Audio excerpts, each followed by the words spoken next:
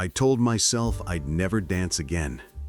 Not since the night she left this world and took the rhythm of mine with her. But tonight, something changed. The ballroom was glowing with chandeliers, filled with laughter, champagne, and every glittering socialite desperate for a moment with the city's most elusive bachelor. Me, Michael Blackwood. They say wealth can buy everything, but it can't buy peace. And it definitely can't bring back someone you love. As I stood alone, trying to drown my ghosts in sparkling wine, a woman entered. Not in silk, not in diamonds. No spotlight followed her, just a cleaning uniform and a teenage girl with big eyes and a broken dream. I never expected them to shake my world, but one quiet moment, one gentle conversation, one brave act, and suddenly, the music didn't feel so heavy anymore. What would you do if the person who reminded you how to live wasn't someone from your world at all? Stay with me, because what happened that night at the Westview Hotel wasn't just a dance. It was the beginning of everything. This is a story about loss, second chances, and the unexpected ways love finds us again. If you love emotional stories like this, don't forget to subscribe to John Stories channel. New heartfelt tales drop every day. The Westview Hotel ballroom glittered like a dream. Golden chandeliers dripping in crystal, walls wrapped in ivory silk, and a floor polished enough to reflect the anxieties of everyone pacing across it. The annual Blackwood Foundation Spring Gala had always been the crown jewel of the city's social calendar, but this year, something was missing. Michael Blackwood, the 38-year-old CEO of Blackwood Tech, stood stoically near the dance floor, champagne in hand, eyes distant, shoulders stiff like armor. His tailored tux was perfect, yet nothing about him said celebration. Every year, the gala opened with a waltz, one Michael's father never missed. Tonight, all eyes were on Michael, waiting, wondering if he'd uphold that tradition. But he didn't move. Not when the orchestra tuned up, not when Boston's most eligible women approached him, one after another, their voices sweet, their intentions transparent. He simply shook his head, politely, firmly, without explanation. "Michael," hissed an older woman beside him. Vivian Westbrook, the gala chair and longtime family friend. Her tone was more command than concern. "Your father always led the first dance. It's what the donors expect." Michael took a sip, his voice cool and deliberate. "Times change, Vivian. I'm not in the mood to perform." But behind that careful calm, he was unraveling. Because the truth was, Michael hadn't danced since Sarah died. 3 years ago, his wife, his anchor, his joy, was taken in a freak car accident. She had loved these galas, would laugh and twirl and make even the coldest man feel warm. Dancing again, with anyone else, it felt like betrayal. Then, something unexpected happened. A quiet disruption at the service entrance caught his eye. A hotel staff member, a cleaning lady, had entered, looking unsure and nervous. Her name was Elena. Michael remembered her vaguely from his many stays. She was always respectful, invisible by design. But tonight, she wasn't alone. With her stood a teenage girl, maybe 16. She wore a simple blue dress, not designer, not sparkly, just hopeful. She clutched her mother's hand and looked around the room like it was another planet. Michael found himself watching closely as Elena explained something to the event coordinator. There were urgent gestures, awkward smiles, and then a clear refusal. The coordinator pointed them toward the back exit. The girl's face fell. Disappointment so raw, it pierced the air. Before Michael realized it, his feet were already moving. "Is there a problem?" he asked, his voice steady but unmistakably authoritative. The coordinator spun around. "Mr. Blackwood, not at all, just a small staff issue." Elena's eyes widened when she saw him.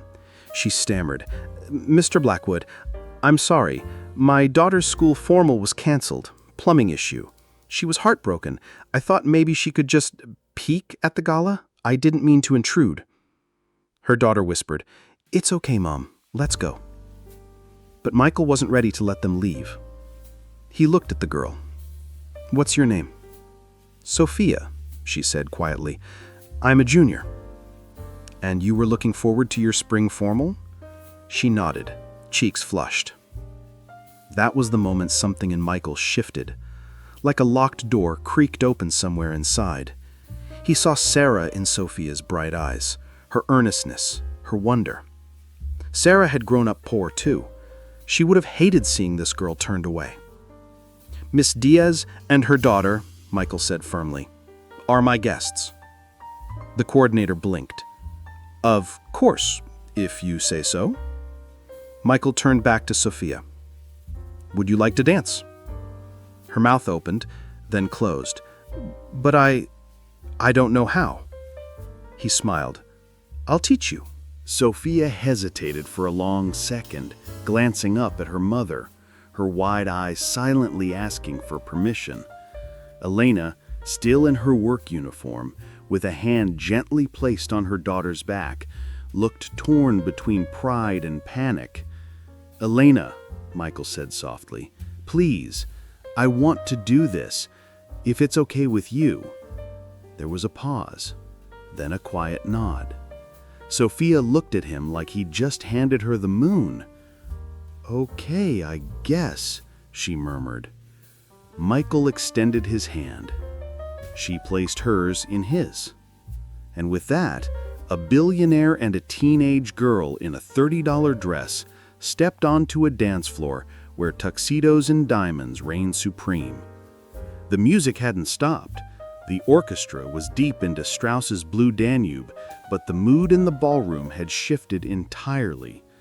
Whispers spread like ripples through champagne flutes. Heads turned, eyebrows raised, conversations paused. You could practically feel the temperature drop 5 degrees. "Everyone's staring," Sophia whispered, her voice full of nerves. "They're just jealous," Michael said with a wink. She gave a nervous laugh, still red in the cheeks, but he noticed it. Beneath the anxiety was a thrill she couldn't quite hide. "Left hand on my shoulder," he coached gently. "Right hand in mine. I'll keep my hand on your back. Just follow my lead. We'll go slow. Count with me. 1, 2, 3. 1, 2, 3. Sophia was stiff at first, her steps awkward, toes unsure. But Michael guided her patiently. He didn't rush her. He didn't judge her. Just taught her. Like Sarah used to teach him when he got something wrong in the kitchen or tried to assemble flat-pack furniture without the instructions. And soon, something shifted. Sophia started moving in rhythm. Her body relaxed. Her movements found confidence. "I'm doing it," she said softly, as if scared to break the spell. "You're a natural," he replied. They continued in a small circle, not taking up too much space, but making just enough of a scene for the entire ballroom to stay fixated on them. People weren't sure what to think. Boston's richest man dancing with the daughter of the cleaning lady in public at his own gala? At the edge of the room, Elena watched with a hand over her heart. Vivian Westbrook, still stunned, stood frozen with her glass of champagne halfway to her lips. Michael caught both their expressions as he turned with Sophia, one full of warmth, the other full of shock. He didn't care. Not anymore. Because something had cracked open inside him, and instead of grief, something else was rushing in. Sarah. Not her ghost, not her memory, but her spirit. The joy she brought into her room, her love of moments like this. Michael could almost hear her laughter over the strings of the waltz. She would have loved this girl. She would have loved this dance. As the music faded and applause gently filled the room, some polite, some sincere, Michael bowed slightly and escorted Sophia back to her mother. "Thank you for the dance," he said, his voice filled with genuine warmth. Sophia giggled. "That was the best almost spring formal ever." Elena's voice trembled. "Thank you. Thank you for your kindness. We should go now. I'm still on shift and—" Michael held up a hand. "Actually, I was hoping you'd join me for dinner. Both of you." They both blinked at him. "I'm serious. The gala meal is about to be served, and honestly, I'd welcome the company." "Sir," Elena whispered, "I'm still on duty, and we're not dressed for—" "I'll speak to your supervisor, and I assure you no one here will care about attire. If they do, they're in the wrong room." There was a long silence between mother and daughter, a shared glance. A conversation passed without words, then slowly, Elena nodded. "If you're sure." "I am," Michael said, offering them both his arms. "Completely." And so the three of them walked together to the head table, past Boston's best, past all the people who'd silently bid on Michael Blackwood's attention for years, and sat down. You could hear jaws hit the floor. Vivian Westbrook looked like she might faint. A few board members visibly bristled, and several women who had spent the entire evening circling Michael like hawks now glared at the unthinkable guests beside him, one in a cleaning uniform, the other in an off-brand blue dress. Michael didn't notice, or maybe he just didn't care. For once, the dinner wasn't boring. Sophia, encouraged by the kindness, spoke freely about school, her love of math, and her dream of becoming an engineer. She talked about how she loved figuring things out, how her physics teacher had nominated her for a scholarship. She'd even ranked first in the state science competition. But the national one's in Chicago, and, well, the unspoken reality hung in the air. Money, travel, hotel costs. Elena's cleaning wages couldn't stretch that far. Michael leaned forward. "You know, the Blackwood Foundation does have a STEM initiative. We should look into sponsoring state winners to attend nationals. In fact, I'd like a proposal drafted by next week." Across the table, Thomas Harrison, the foundation's education director, choked slightly on his wine. "We don't currently have a program like that in place?" he said cautiously. "Then maybe it's time we did," Michael replied matter-of-factly. And just like that, something new began.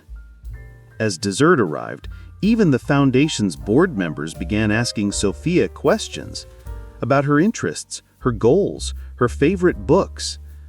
It was as if, finally, they saw her more than just a guest out of place. They saw potential. Elena remained quieter, reserved, but present. At one point, someone complimented Sophia's poise.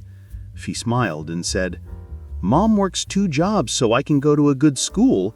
She's my example." Michael turned to Elena. "Is that true?" Elena looked down, cheeks reddening. "It's just honest work.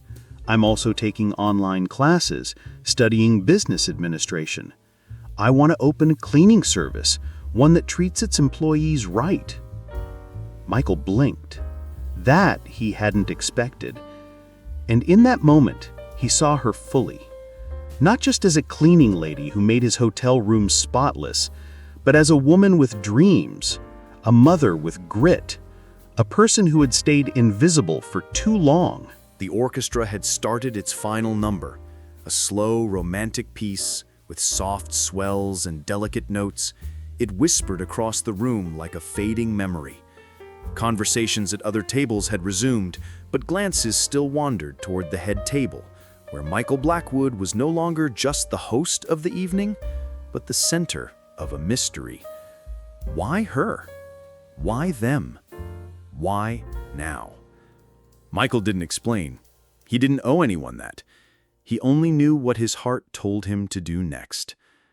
"Elena," he said quietly, turning toward her, "would you do me the honor of this last dance?" She blinked, startled. "Mr. Blackwood, I don't think—" "Michael," he corrected gently. "Please, just one dance." Elena's hands trembled. Her eyes darted around the ballroom, at the watching eyes, at her daughter, at her own feet, still in worn work shoes. But then Sophia touched her arm. "Mom, you should." And so she did. Elena placed her hand in his. They rose from their chairs and stepped onto the same dance floor where, just an hour earlier, Sophia had taken her first nervous steps. But Elena didn't move like a beginner. No, there was grace in her stride, elegance in her movement, as if her body remembered something the world had long forgotten. They danced, not for show, not for status, for themselves. And as the music wrapped around them like silk, something rare happened. The room softened. People still stared, but the judgment dimmed. The whispers quieted. Some even smiled. Michael leaned in slightly. "Thank you for everything tonight." "You're the one who changed the night," Elena whispered back. Michael looked at her, really looked, and in her eyes he saw a strength so quiet it almost went unnoticed, the kind that doesn't shout, the kind that endures, the kind that Sarah had once had. They didn't speak after that. They didn't need to. They just danced. It wasn't about love. Not yet. It wasn't even about romance. It was about recognition. Two people from different worlds, suddenly not so far apart. As the last note of the waltz faded into silence, Michael held her hand just a moment longer before letting go. He escorted her back to Sophia with quiet dignity, and the gala ended. But that night, the real night, the one that mattered, was only just beginning. 6 months passed. The spring gala became a story whispered over luncheons and city club meetings. Some called it scandalous, others inspiring. But what everyone agreed on was this: something had shifted in Michael Blackwood. No one could quite pinpoint it. He still wore tailored suits, still closed deals with billion-dollar precision, but there was a softness now, a humanity that hadn't been there before. And it showed. The Blackwood Foundation launched 2 new initiatives that summer. The first, a national scholarship fund for promising students from underserved communities, with the inaugural award going to none other than Sophia Diaz.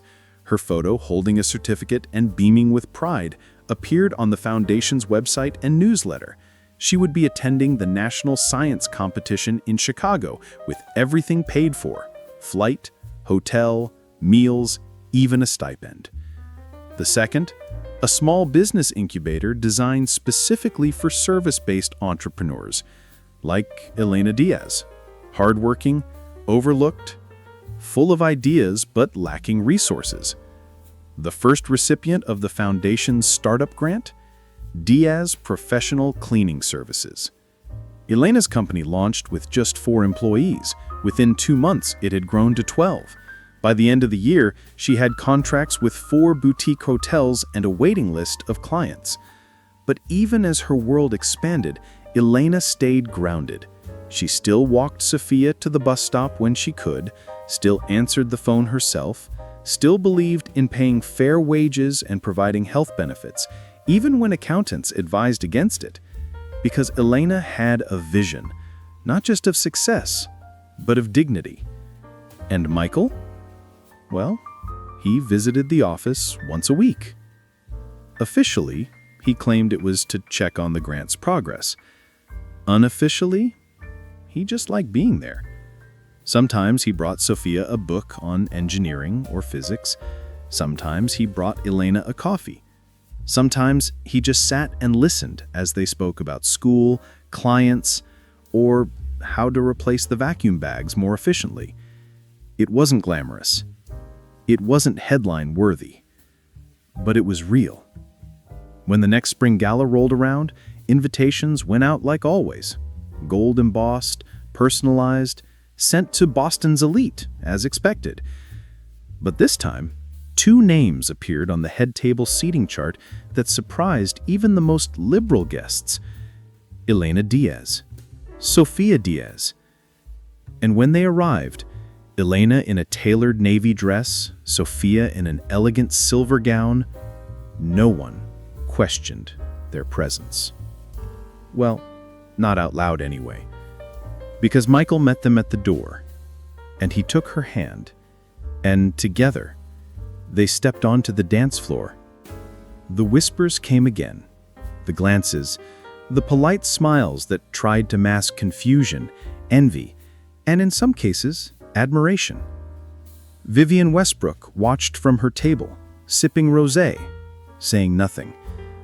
Some claimed she'd softened, others said she'd been forced to. Either way, she didn't interrupt. Michael danced with Elena all night. Not just one ceremonial turn, not just to prove a point, but because he wanted to. At one point, someone asked him, "What changed?" Michael smiled. "She reminded me what matters. Not long ago, I met someone like Elena. Her name was Rosa. She worked the night shift at the hospital cafeteria where my uncle was recovering. Every evening, she served tired visitors and overworked nurses with the same tired smile. One day I asked how she was always so positive. She said, 'Because my daughter thinks I'm a superhero.' It broke something inside me. That week, I helped her apply for a local business grant. 2 years later, she runs her own catering company. And every time I bite into one of her handmade empanadas, I remember. Heroes don't always wear capes. Sometimes they wear name tags and hairnets. Sometimes they clean your hotel room and never expect to be seen until someone finally sees them. This story isn't just about a billionaire and a maid. It's about visibility, about grace, about how one act of kindness can reroute a life. Sofia got her spring formal, Elena got her business, and Michael? Well, he got a second chance at living. So the next time you walk past someone invisible, look again. Because you never know which quiet stranger is holding the key to your own healing. Summer in Boston came with its usual blend of humid mornings and evening breezes, but for Michael Blackwood, the world felt lighter. He had always been a man who lived by the numbers, quarterly targets, stock projections, acquisition margins, but these days, his calendar held different priorities. Mondays meant catching up with Elena over coffee, not in the boardroom, but on the patio of a small cafe near the nonprofit incubator. Wednesdays, he made time to video call Sofia and ask about her chemistry club or practice SAT questions. And Fridays, more often than not, were set aside for mentoring young entrepreneurs, most of whom reminded him, in some small way, of Elena. He'd traded black tie obligations for community outreach, champagne toasts for budget approvals for STEM scholarships, and the strangest part, he didn't miss the old life at all. Because in the quiet spaces between meetings, he found something richer: laughter, purpose, a future that no longer felt like a hollow continuation of someone else's legacy, but one that he had reshaped, choice by deliberate choice. It had started with one impulsive decision, to extend a hand to a girl in a blue dress. Now it was a movement. The Blackwood Foundation had expanded its mission. No longer just funding elite institutions, it began creating bridges for underrepresented youth, building platforms where people like Sofia didn't have to be lucky to be seen. They just had to show up. And when they did, doors opened. Elena's business had grown faster than she imagined. Her team now cleaned not just boutique hotels, but local government buildings and high-rise office suites. Her company's reputation wasn't built on fancy branding or slick brochures. It was built on trust, on consistency, on care. And maybe a little magic. Every new hire received paid training, uniforms that fit well, holiday bonuses. Michael often said she ran her company better than some Fortune 500s, and he meant it. But for Elena, success never went to her head. At the end of the day, she was still the woman who wiped her own counters, who stayed late to do payroll, who still remembered what it felt like to be invisible. That memory kept her humble. That memory gave her fire. As autumn approached, Sophia began touring colleges. She received early admission to a top-tier engineering program with a full ride. When her acceptance letter arrived, Elena cried for 2 straight hours. Michael cried too. He just did it in the privacy of his home office. Later that week, Sophia walked into the foundation's office with a box of homemade cookies and a handwritten note. It read, "Thank you for believing in me before I believed in myself." He kept it on his desk. Still does. By winter, Elena and Michael's bond had deepened. It wasn't defined by grand declarations or flashy labels. It was slower than that, softer. Some nights they sat in silence on the balcony, watching the city lights. Other nights they debated everything from vacuum tech to voter policy. They laughed often, held hands sometimes, and once, at a holiday staff party, they danced again. No one stared that time. It had become normal, expected even. And maybe that's what made it so beautiful. Because when something no longer feels like a scandal, but a truth long overdue, you know the world is healing. If you've ever worked in a job where people forgot to make eye contact with you, if you've ever dreamed quietly while cleaning up someone else's mess, if you've ever watched your child's excitement turn to disappointment because of a canceled event or closed door, then you know what Elena felt that night. And you also know what it means when someone, just one person, decides to say, "I see you. You matter." These stories aren't rare. They're just rarely told. But they should be, because lives change when kindness interrupts routine. In a world obsessed with status, power, and polish, it's easy to forget that the most life-changing moments often start in the most unexpected places. Not on red carpets, but in cleaning closets. Not in gala speeches, but in silent, stubborn love. Michael didn't intend to change that night. He certainly didn't plan to let go of his grief. But a girl in a too small blue dress and a woman with weary hands reminded him that healing doesn't always come from the familiar. Sometimes it walks in through the back door, asking only to take a peek. And sometimes when we open that door a little wider, we're the ones who end up stepping through it into a new life. Think about someone in your life who is often overlooked: the cafeteria worker, the janitor, the security guard, maybe even you. You don't need to be a millionaire to make a difference. You just need to pause, to look, to speak, to offer a hand, not out of pity, but out of respect. Because when we see one another, really see, we make space for the world to change one quiet connection at a time. And that is where the real wealth lies. Don't forget to like this video if it touched your heart, and please subscribe to John Stories channel for more powerful tales just like this every single day. Let these stories remind us of what we can become when we choose kindness over comfort and courage over custom. See you in the next story.